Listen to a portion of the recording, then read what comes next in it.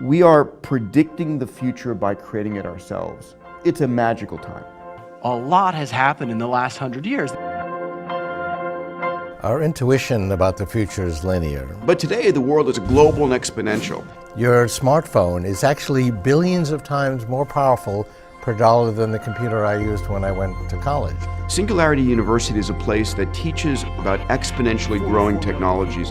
Those technologies doubling in power year on year.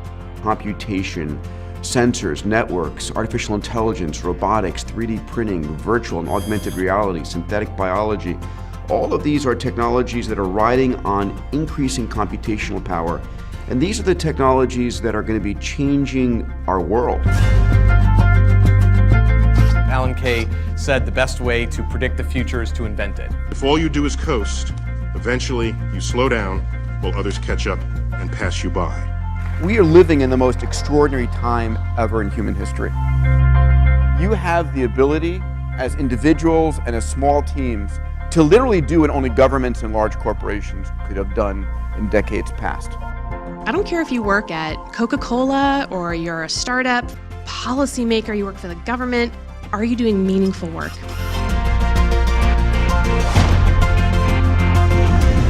The more people solving problems, the better the world gets. It's a mindset and a power that has never been possible before.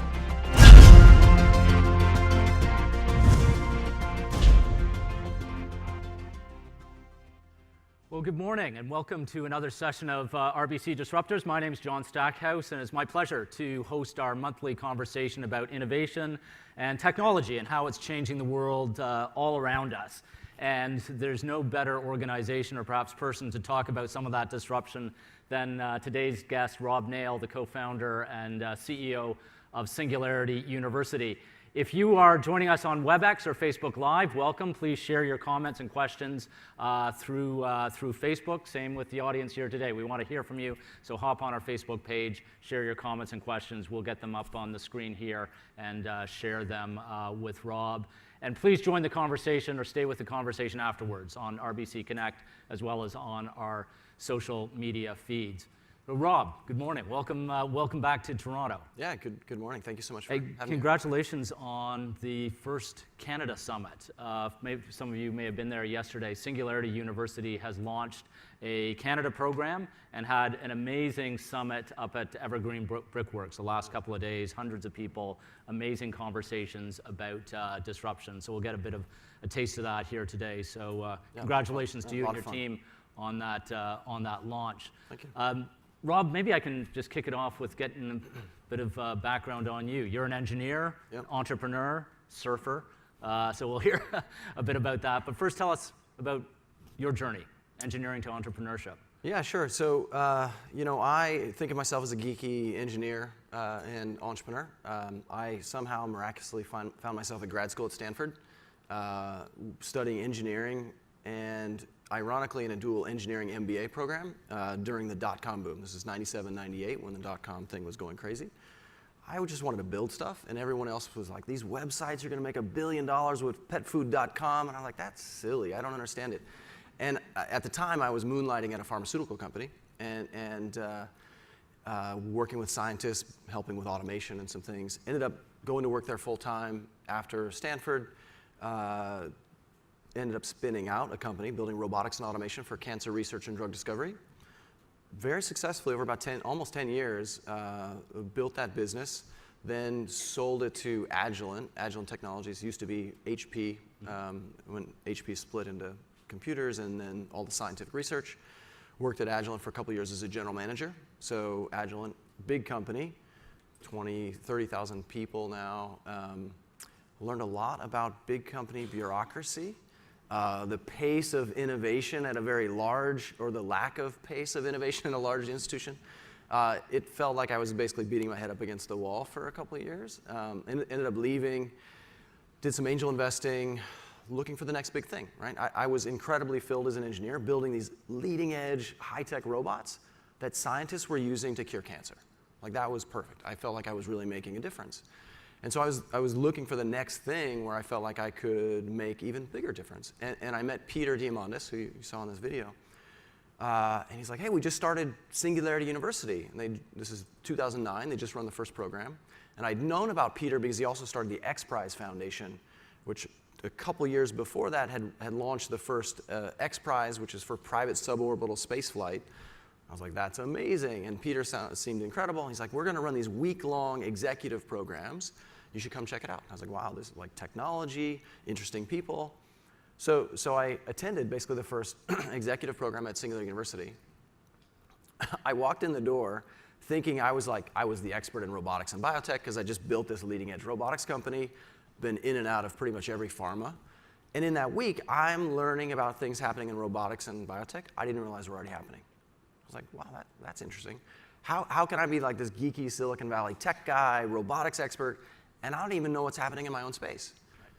And I don't know if anybody else feels this, but it's getting harder and harder to keep up with even what's happening under your nose, let alone what's happening elsewhere. So for me, that was one big epiphany. The second one was because we have such an interdisciplinary approach to looking at technology, I was learning about breakthroughs in nanotechnology and neuroscience that were converging to ultimately disrupt that robotics business that I'd built.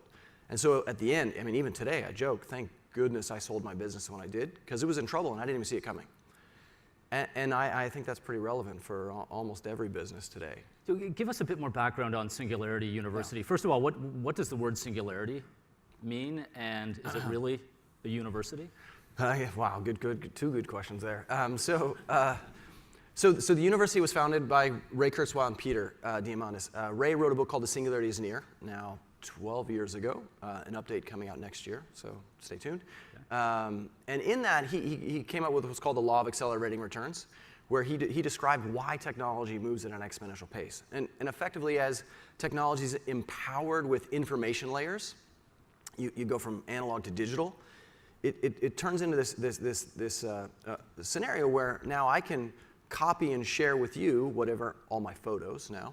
You can change, copy, and share them with other people, and it never is consumed, and it's virtually free. And so it just goes exponential. And that's not just with computations. We're talking about network systems, biology, neuroscience, robotics. All of these different areas are being propelled at a faster and faster rate. And so that book was pretty foundational. And Ray took a slightly different stance around what the singularity is.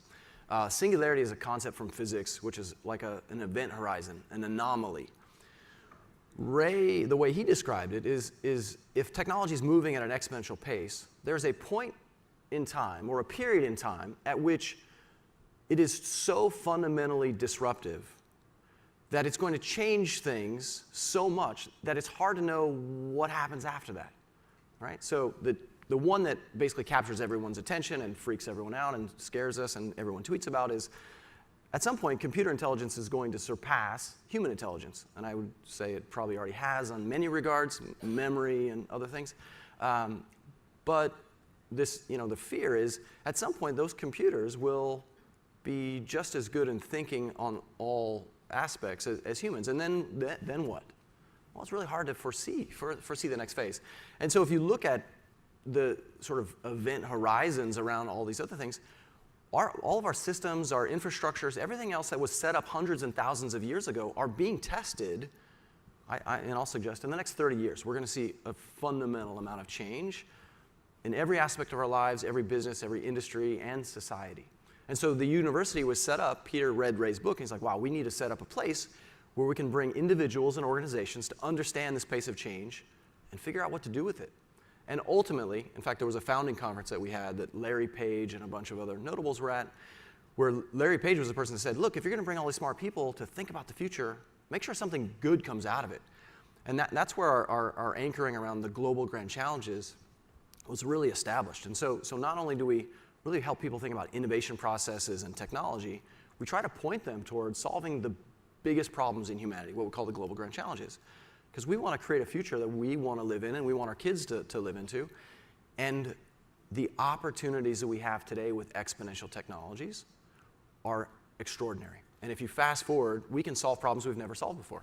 So we're going to get into these grand challenges a bit later in the conversation, but I want to ask you about, first of all, about fear. and intimidation of technology.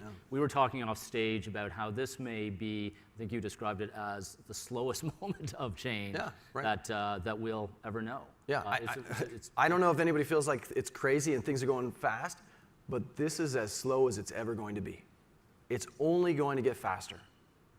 So how do you deal with that, right? And how do you deal with that? Well, that's a great question. I think that's exactly why we exist as an institution. And I'll suggest that first, it's mindset around this, right? We've got this education system that was set up hundreds and hundreds of years ago, if not thousands of years ago, that really is about learning this thing and then you're set. You're going to get that job and then you're set, right? This degree, I'll call it a degree mentality, where once you get your degree, everything's fixed. That doesn't work anymore, right?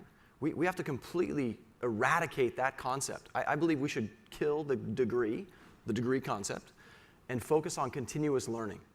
And that's just not for our kids, that's for us too, right? We have to be in this pace of always continuously learning new skills, new ideas, so that we can be more adaptable. So first is mindset, and then it's tools and resources. So finding new kinds of capabilities that allow you to move at this pace. And then it's a support ecosystem that is going to allow you to move at a faster and faster pace. And that's sort of our structure for thinking about adaptability in an exponential world. Give us some insights from surfing. We've talked a bit about your experience surfing. Yeah. You call yourself a beginner, but I think it's a lot more than that. But getting crushed by a wave, you know that as a literal experience, and that's what a lot of organizations are feeling now. What can we learn from the real waves? Yeah, so I mean, most organizations get set up and they develop this deep fear of failure, right? And it's something that if a project doesn't work, they get punished or fired or worse, right? And that mindset doesn't work. And surfing is an incredible place where I don't know any surfer that really is really committed to it that doesn't believe that they're always learning something new. Every experience they go into, there's something new about it, because the waves are always different, right? It's always changing, it's constantly changing. And so you can't do anything but adapt real time. And half of the fun is getting punished, right? You try to catch a wave and you just get slammed in a new way that you never... Really, that's half the fun? Well, you know, I mean, it is actually. It's going through those failures and over and over and over again, and then the one time that you hit it, it all makes sense now, right? And that it makes it that much more powerful. And so those failures, they're not failures, it's just part of the learning, right? We don't learn unless we fail. And that's, we all knew that as kids, but somehow the grind of the workforce beats that out of us very quickly, right? And we have to bring that back in. Yeah, every wave is different. That's a great insight. Let's talk a bit about corporations. You said early on how challenging corporations are, and I sort of heard a lot of nodding heads in the audience, because they're set up to be efficiency machines, to do the same thing, and to treat every wave essentially as the same way, and to create a bit of homogeneity among the waves if you can. How you deal with a lot of big companies. What do you advise them to do in terms of how they can shift mindsets? Yeah, well, I mean, the first part is this mindset, an awareness of how we operate, and I think the challenge is really about scale. The things you need to do to get to scale, the structure you have to put in place, the teams you put in place, the processes, all of those are about efficiency, as you said, right? And efficiency is effectively about setting up a model that weeds out anything that looks weird or crazy, right? And if I'm a bank and Bitcoin and blockchain come on the line, those look crazy. And they don't fit in the current core business model and remotely. The people that would deal with those can't deal with it. So that looks crazy. So our existing system sets up corporate antibodies that repel those crazy ideas. Now, the challenge is if those crazy ideas just so happen to possibly be the future of this business 10 years from now, you need to set up a structure or a team or a process that will allow those to come in, or at least be experimenting with those in some way. And so we help big companies. We work with a lot of Fortune 500s. We've worked with a lot of big financial institutions on setting up teams at the edge, so outside the core of the business. A lot of companies have their innovation teams that report directly into the business units, and they have to focus on incremental innovation, which is good. There's all kinds of AI, machine algorithms, and things that you can learn and embed into the process to be more efficient and faster. Those are great. But where do you think about the impact of things coming down the line 10 and 20 years from now that very well may eradicate your entire business? And so set up also, in addition to the incremental, set up these sort of Horizon 3 disruptive innovation teams that are looking at things that might just be existential threats for the future or 10x opportunities for the business. And that team has to operate differently. It has to, a couple key rules that we have for those kinds of processes, the CEO directly has to support it. Because when all the corporate antibodies, the sales team, the legal team, marketing, those business units, they see that crazy thing, they know it's going to disrupt their business, right? It's going to cannibalize elements. They're going to try to kill it. They're going to undermine it, even unconsciously. You know, they're good people, but they're like, that guy's going to kill my business. I'm going to do whatever I can to stop him, get him fired, whatever. And yet for the business long term, that may be the most important thing. So the CEO is the only person that really can ultimately protect that person or that team, right? And so CEO has to support it. And then there's ways to keep it at bay, let it grow until it hits scale so it can be successful and not killed off. Depending on what the project is, you may want to weave it in with the core businesses at different times. There's a lot of different nuances for it. But the mindset of protecting those things and keeping them separate, I think is important as a first rule. So that's a very interesting way of framing it. You almost have incremental innovation and exponential innovation. Can the same types of people populate both areas, or do you need fairly different, if not radically different, people out in exponential land? I think the same people can, but they have to adapt pretty radically, right? It's a different mindset to scale and grow an existing business than starting something fresh and new, right? It's a much more entrepreneurial mindset, and it's not that one is better than the other. It's just they're different, and they're needed for different things, right? The people that you need to scale have different skill sets. The people you need to start and deal with corporate antibodies, I mean, the type of, what we like to call entrepreneurs, these change agents internally. In fact, we have a whole process for identifying change agents, which is maybe something to talk about, because a lot of companies like, we want to empower our employees to be these disruptors internally. I'm like, really? Do you really want that? Yeah. Because you know what's going to happen, right? Because they set up these high potential programs. Let's identify the high potential, the ones that are going to really be the future of the business, and we're going to empower them. Okay, here's a few steps. And the first thing that happens is we find these people. They come up with some amazing, crazy ideas. Crazy ideas, right? They look different. And they try to bring them in. And if the company doesn't have a commitment to those people, they're like, I'm out, right? I have seen the light. You've shown me that I can do way more than I thought I could before. I want to do more. And if I don't have a path here, I can find it elsewhere. So how do the successful companies, the successful innovators, ensure that those antibodies don't eat the change agents? Yeah, you protect them, right? You have to constantly reinforce that those people are somewhat sacred. Not sacred, but they're protected, and those ideas that they're trying that are different are protected. And they're running experiments. You have to keep reinforcing that it's just an experiment. Don't be too threatened by it. We'll see what happens. If it's not good for everyone, we'll figure out. We're all safe. You know, one thing, in fact, here in Canada, this is one of the things we can talk about. In the US, I mean, it's such an individualistic sort of mentality, especially at big corporations, that there's a very strong, there's a deep fear that, like, if I fail, I'm out. Whereas, and this lack of security. And I would also say that, this is politically kind of the state we're in, where we all see this disruption happening, right? We know that in 5 years, all truck driving jobs are no longer human jobs. In 5 years? Yeah, for sure. In the US, for sure. And I'd say pretty much everywhere in developed nations. At a majority. Maybe not all the jobs are gone, but for sure it's very clear that that's the huge future. And unfortunately, every time we see an article about the disruption of those jobs, it's like, these jobs are gone, you're all screwed. Period. Like, what? Wait a minute. And versus saying, wow, there's millions of other new opportunities and crazy new things coming.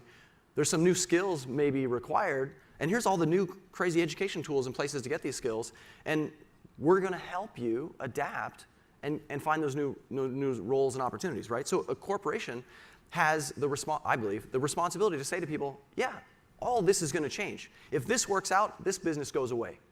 But that doesn't mean you necessarily go away. We're going to also empower you with new skills, adaptability. We're going to help you find the next path. Maybe it's at our corporation, maybe it's somewhere else. But we're going to give you the security to help you on that path. You don't see a lot of companies thinking that way or embodying that. But I think that's going to be more and more required, and at the nation state level, right? This is something that is totally missing in the US, where, again, the pace of change is as slow as it's ever going to be. It's only going to get faster, which means jobs are going to change even more quickly in the future, which means we're going to transition jobs very rapidly. And in between jobs, where do I get my health care? How do I have security about income? What do I deal with? Is that the government's role? Is that my personal role? Whose responsibility is that? And I think the governments have a massive opportunity right now to recognize that jobs are going to be shorter and shorter in cycle, and they have a responsibility to help people be more adaptable, as in create a security level so that they can transition quickly without the fear and anxiety of there being no future jobs. Because if you're operating out of fear, what do? You look for something stable, which typically looks like the past, which often looks like Trump or Brexit, right? And I think that's what we're living in. And again, it's only going to get faster. So this anxiety is only going to get worse unless we can start putting in place some visions for the future that are positive, unlike everything you see from the news or Hollywood, which the only view you're getting from news or Hollywood about the future is this dystopian Hunger Games zombie apocalypse scenario, right? And it just, so that plus the frontline news, it just freaks us out. It feels like a terrible future, but it's not. I mean, we have such extraordinary capabilities with technology, but we have to come together in a different way. We have to create security. We have to reinforce what's important to us long term. Let's talk about a couple of companies that have tried and had degrees of success and frustration with this. Maybe we can start with GE, which we talked about off stage. Did a lot of things that you're talking about. Jeff Immelt went by that playbook, wrote some of that playbook. Completely. And the jury's out whether that's working. Why has it not succeeded more with GE than one would have hoped or even suggested 10 years ago? Such a good question, because it's an amazing thing. We've interacted with GE a lot, and I've actually had the opportunity to interact with Jeffrey Immelt and the team at GE many times, and it is extraordinary what they've done over the last 10 years. They have, I'd say, been a leader in digitizing a business. This is a heavy hardware industrial business, dirty business, like making motors and dirty things that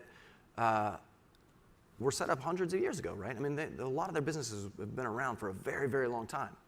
And yet they saw that the future is different. And they established a whole mindset and structure and teams and processes around the software side, the information side. And a large part of their revenue now is actually shifted more towards the software services. Ultimately, I believe what he's built is a business that has longevity, is going to last. He has built resilience for that business. Now, along the way, all that transition required investment, and the investors, it's a public company, the investors, they're like, what are you wasting all this money on? Like, let's get some more margin, let's get some more profitability so I can get bigger dividends. And it's interesting that the ecosystem doesn't necessarily believe in or see or understand this long-term vision of what they're trying to do. And he's written a lot around it. And so, their stock price never really moved. Their price earnings is continued to go down, but what I believe he's built is a business that's going to last and be a powerhouse for the long-term future. So there's this crazy dichotomy in financial markets between West Coast and East Coast, between VC and classic equity markets, where in the valley where you're from, investors are willing to say, we'll put a multiple on your business. Totally. You may not even have cash flow. We're willing to price you at some crazy number. And then a traditional business like a GE does a lot of the same things, and investors are, we can't price that. In fact, we're going to maybe discount a little bit. Why have investors not been able to apply the same enthusiasm, if I can put it that way, to the real economy that they've been able to apply to Silicon Valley? There's just a different class of investors. There's different goals and reasons why people invest. And so, institutional investors that are really about bottom line profitability, what they're more concerned about is well, profitability, right? If the numbers don't hit and next quarter's numbers don't hit, like, you're going to get punished. We're going to drop it. What's interesting is there are companies, right?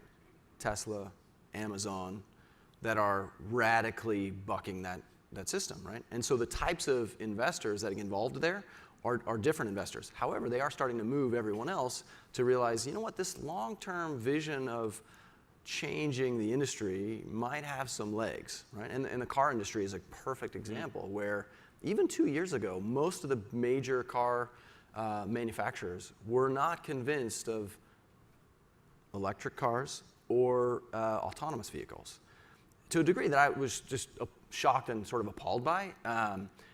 And part of it is a reinforcing loop where the investors like, no, like, profit next quarter. Like, don't waste more money on investing in this electric thing because there's no market there. You know, nobody's going to buy an electric car, right? And interesting, you know, that's our public market. China, there was an interesting update this week. China has a plan, 2019, mandate at least 10% of all vehicles are electric by 2019. By 2020, at least 12% of all vehicles are electric, right? We don't, there's not even any discussion about percentages of vehicles in the US, right? It's an interesting, different mindset. And that's about playing a long game, right? And so investors that think at a different horizon and are valuing the potential future, there may be more risk in that, but there's way more opportunity. So we've got a related question from Facebook on maybe you can identify or speak to some other companies that are effectively leveraging technology for disruptive change. Who impresses you out there?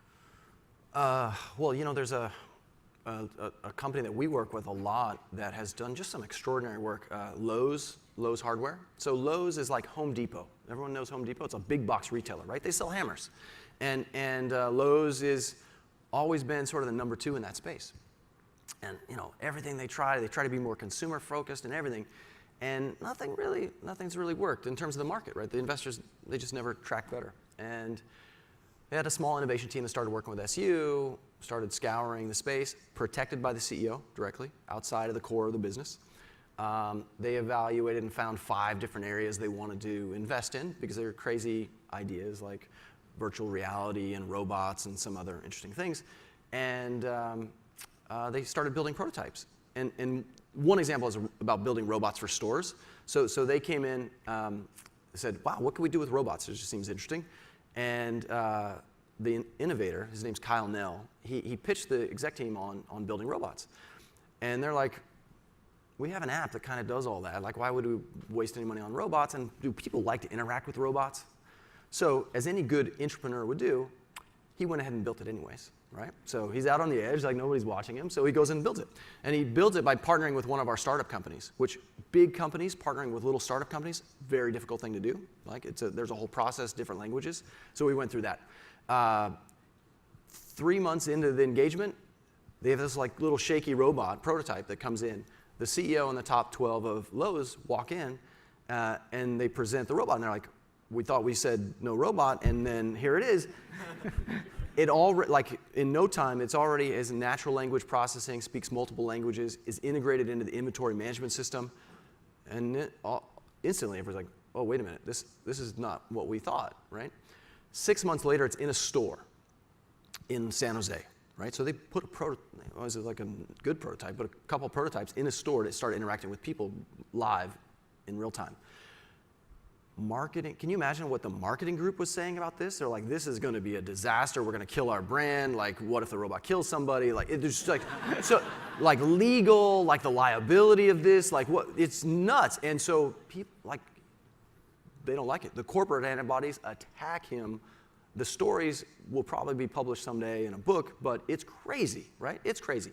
He has the fortitude. He's like, you know what, we're totally going to deal with that marketing thing. Just get, you know, I'm really busy this week. And, you know, puts it off. And then the launch happens, right? And he's like, well, no, we can't do the launch. It happens. Like, the CEO protects it. The launch of this robot gets more publicity and press than anything the company has seen in its entire 80-year history, by orders of magnitude. The next day, everyone's like, we got robots. Like, it's amazing. Sales and marketing are totally behind it, right? So, like, we're gonna make this happen. And so he ends up building credibility. And so that ends up empowering some of these other projects he's doing.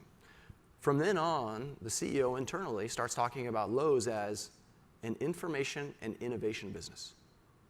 Nothing about retail, big box, anything. And probably I think next month or so, there's a few things that they're unveiling that are making it very clear how far this Fortune 200 company has pivoted. I mean, radically. They are a different business. Today, if you go to space, like off the planet space, if you go to space, you can buy a Lowe's wrench from a 3D printer on the International Space Station today. Like literally, there's a Lowe's 3D printer made by a little company called Made in Space that came out of Singularity University that they print stuff for astronauts, but also Lowe's backed it because they think that in the future, people are going to be off planet and they're going to want to buy stuff, tools, hardware, stuff. And they're going to be the company that's selling it. And you know what? I think they're right. They've been around for 80 years. 80 years from now, can you imagine a future where we're not actually radically off the planet? No. So who's investing in it? What manufacturing company is investing in 100 years of manufacturing from now, right? There's one company, it's called Made in Space, a little company came out of SU, and they're like, they're building large-scale structures in space with NASA today, right? It's a different way of thinking. If you project long-term, your assumptions may change radically about what you should be doing today. That takes us to another question from Facebook about learning, because I assume people in organizations like that are on a very steep learning curve and an unlearning curve. Yeah. What have you seen in organizations that's most effective in terms of helping people move up that learning curve and also up the unlearning curve? Yeah, so this is a tricky thing. In fact, this is part of our process at SU. You have to build critical mass of people who are thinking differently. And it does not happen overnight, right? We will get somebody from Singularity University, an executive from RBC will come to SU. They'll come to our week-long exec program. That's like the best thing, because in a week, like you will change how you look at the world and the future, right? When they come back to their business, this has happened, like this is the norm. Like I hear this so many times. They come back to their business, like, you know what, the future is crazy. Like there's autonomous cars and genetic people and all this crazy stuff, and your job is gone, and our business is totally gone. It's amazing. And the reaction is, are you okay, John? Like, did you take your meds this morning? Because like we're concerned about you, right? It sounds crazy. And we've had to train people about how do you talk about this crazy future with all these things happening? There's a right way and there's a wrong way, right? There's the way that sounds like you're totally crazy and you get dismissed and nothing happens. And the other way is, look, I think we should think about some of these other wacky things. How do we do it? And so then you send a couple more execs to start looking at things differently. And it's not the people who everyone already thinks is crazy, right? Because you know who those like change agents are already in the business. They've already self-identified, right? And everybody already thinks they're edgy enough. Don't like give them more firepower. You need the people that are like, nah, not gonna happen. I don't think that's ever gonna happen. If we can move how they think about the future and get them to open up to the possibility and then get them to have a sense of urgency to invest in these possibilities, then change happens, right? So it's building that critical mass. So when Dr. No comes to Singularity University, how do you change them? Same way we change everyone. We just give them lots of opportunity to experience what's happening today, to experience what's coming very soon, and to explore the drivers and the curves, and ideate about what 10 years from now could look like, what 20 years from now could look like. And if you do that over the course of a couple days, across every industry, across every technology, you can't help but realize that even if only 10% of what we're talking about is going to happen, your life is radically different 20 years from now. Right. Radically, right? So we need to start doing things differently.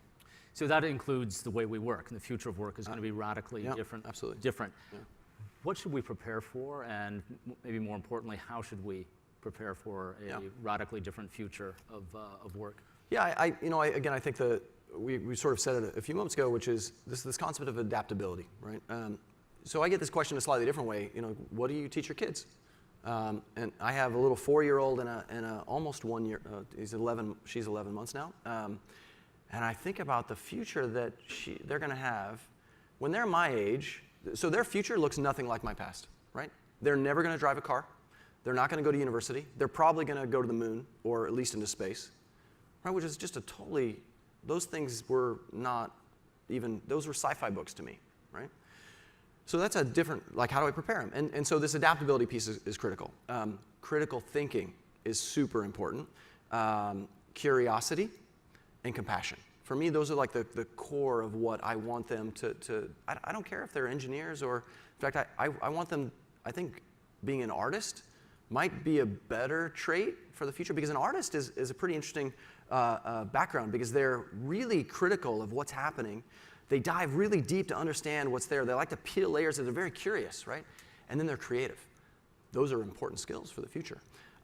If you fast forward far enough out, and there's a lot, I mean, there's so many interesting opportunities coming up in the short term. But if you fast forward on a long enough time horizon, I do believe that this concept of jobs goes away. And what I mean by job is that thing you have to do to survive. I'd say that what you and I do, like, it's not a job. Like, it's kind of an endeavor, this thing that we like to do. It does support us and provide us a living, but like, we don't have to do it to survive, right?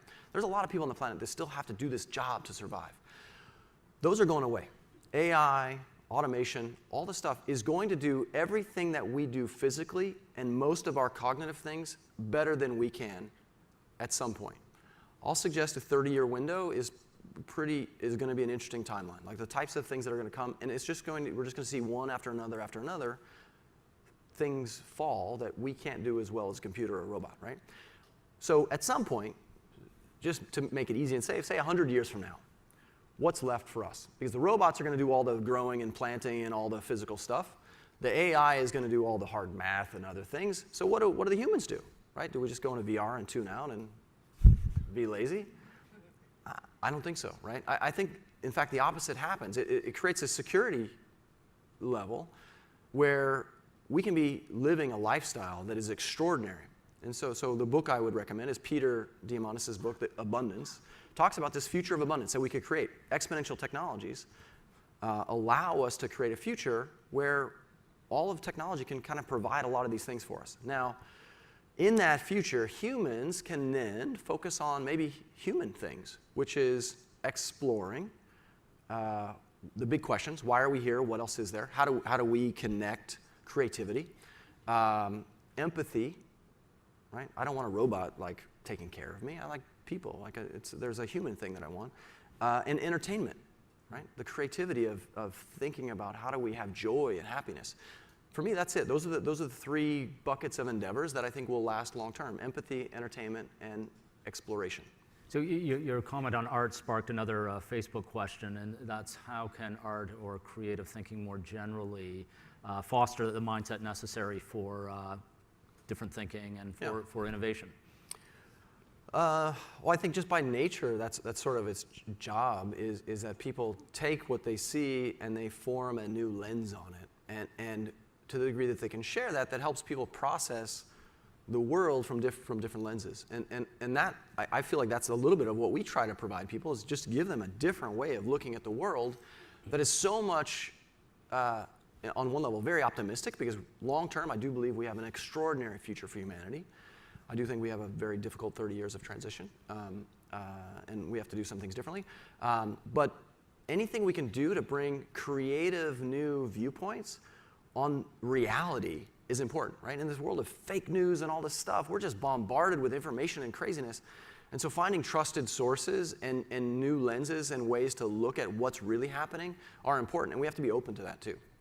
So in our remaining time, let's switch to the notion of the grand global challenges. Yeah. We're going to show some slides of half a dozen grand challenges facing the planet and talk a bit about how technology may help us go through historic positive breakthroughs. Great. But before we get into them, maybe you can just give us a bit of an overview of how of what you're thinking in terms of these grand challenges, what you're hoping to accomplish. Great. Yeah. So we've classified 12 what we call global grand challenges.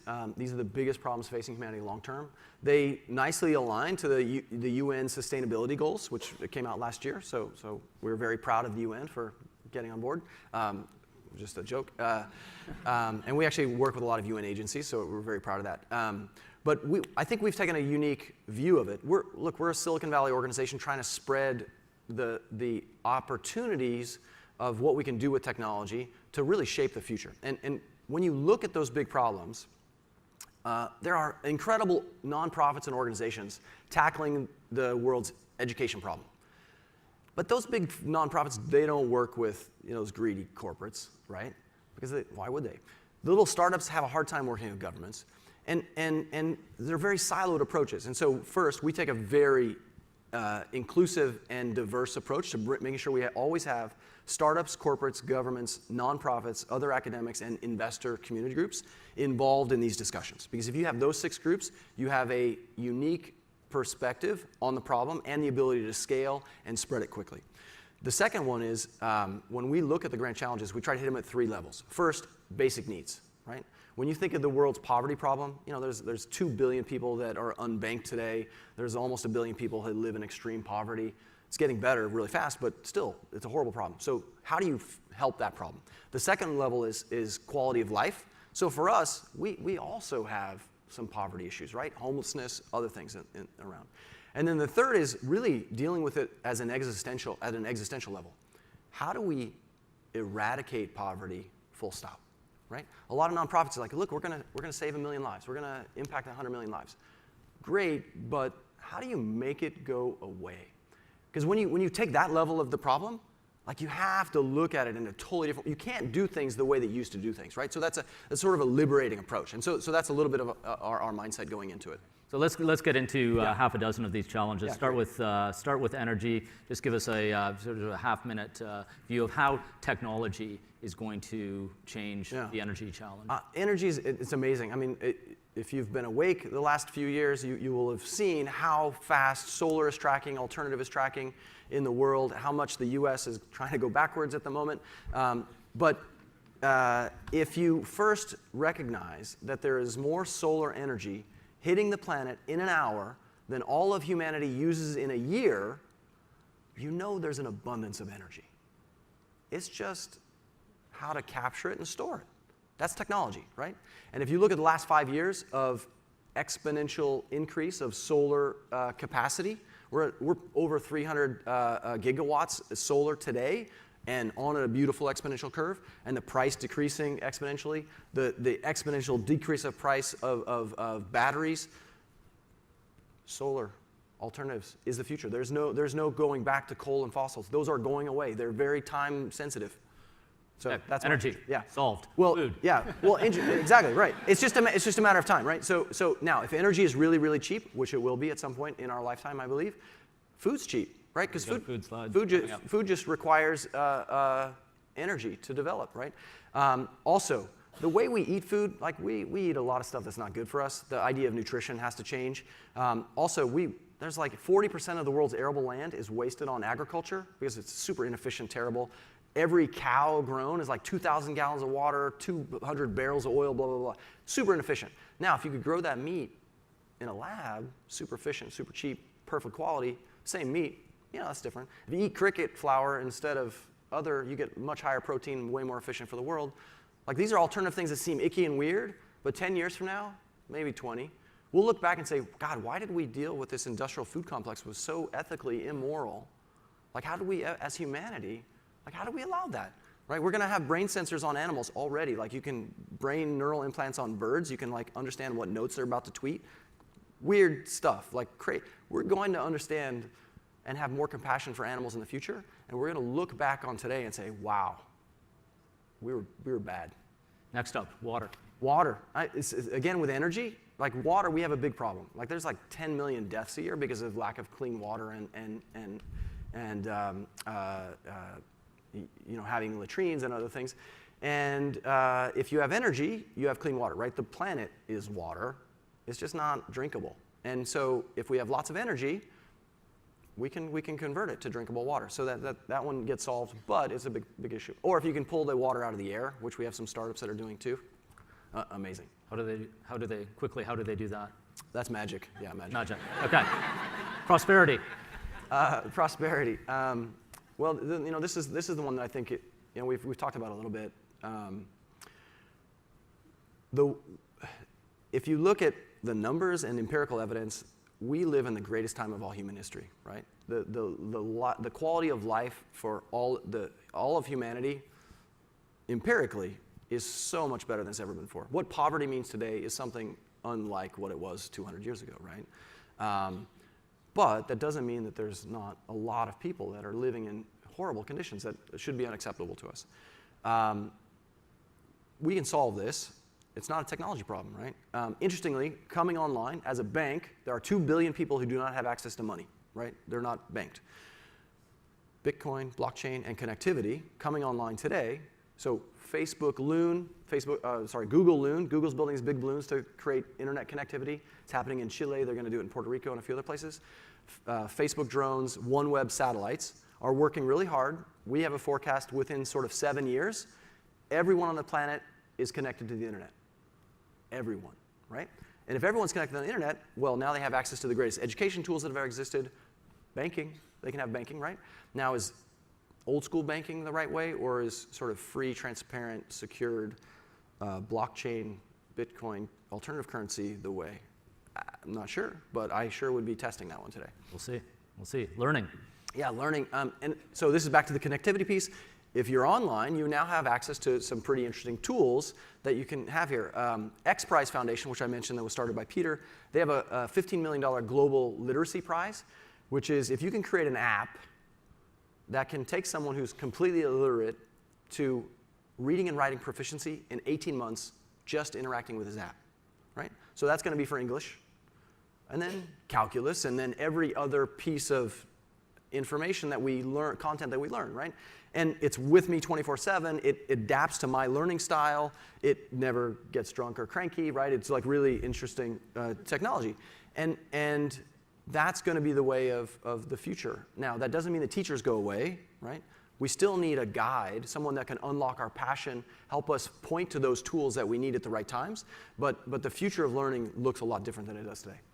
Last global challenge that we have time for is health. Yeah, health. So we work with a lot of companies so on the basic needs side, we're going to use viruses to eradicate diseases and other big problems. We have companies like Human Longevity and Calico and a few others that literally believe that they're going to make 100 or 120 the new 60, as in we're going to live to be very healthy at 120. The people that run that business literally believe that 300 is maybe their number. Peter Diamandis thinks he's going to be 700 years old. And it sounds crazy until you start to see what they're actually doing. And you start to look at the curves and the progress that we're making and what we've done over the last several years. It is quite possible that all of us in this room, in fact, Aubrey DeGray, one of our faculty and a notable longevity guy, he said that if you can live another 20 years, every year beyond that, you'll get another year. If you don't get hit by a bus or something stupid, right? And to live to be 700, why would you want to live to be 700 or infinite, right? Well, if you want to get to a specific star out in the universe, it's going to take a long time to get there, right? And so we got to live to be pretty old. So that's just a thought. One of the things I love about those challenges is that, as you were mentioning earlier, there's a fear of technology out there. I think we all enjoy technology as individuals. We know what it does for our lives, and we fear it in terms of its societal impact. And you're showing that technology may be the greatest force for good if we harness it properly in these challenging three decades ahead. Maybe I can ask you to, as people get set for their day, their Friday, what should they be thinking about as they leave here? Well, I think first is just taking a moment to think about the future, right? It's rare that any of us have time to look beyond the next project, the next quarterly numbers, or the next election cycle. Right? The world is stuck in a really short mindset, and it will lead to a certain set of decisions and assumptions. If you take a little bit of time, set up a process to think about what 30 years could look like if any of these things that we just talked about happen, and what would you do differently for your kids, for yourself, right? If you thought that there was a chance that you were going to live to be 120 years old and potentially still be healthy, what would your retirement strategy look like, right? How would you start investing? It's probably a lot different. And I think we should all be taking a moment, thinking about that, at least on an annual basis, as we think about our personal lives as well as our businesses.